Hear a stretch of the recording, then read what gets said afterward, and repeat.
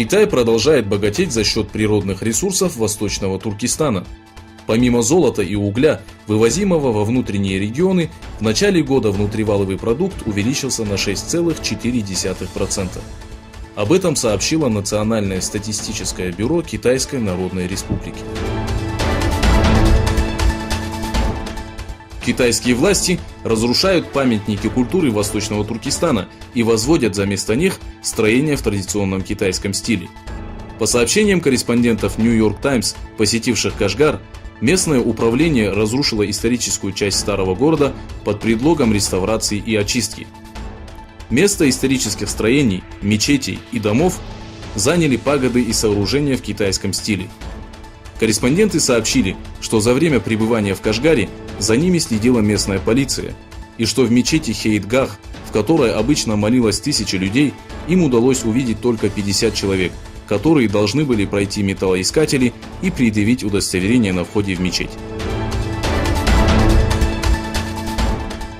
Военно-воздушные силы Китайской национальной армии получили партию многофункциональных военных истребителей Су-35 российского производства. Об этом сообщило военно-техническое агентство Российской Федерации. Бывший глава Перу попытался застрелиться во время ареста. Состояние Алана Гарсии оценивается как стабильно тяжелое.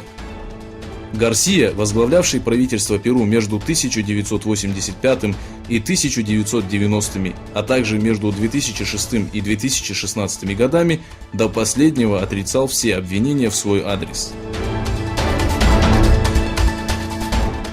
По прошествию 2 недель после того, как генерал Халифа Хафтер отдал приказ о наступлении на Триполи, отряды Национальной армии примирения перешли к ответным действиям на всех участках. По сей день продолжается партизанская война.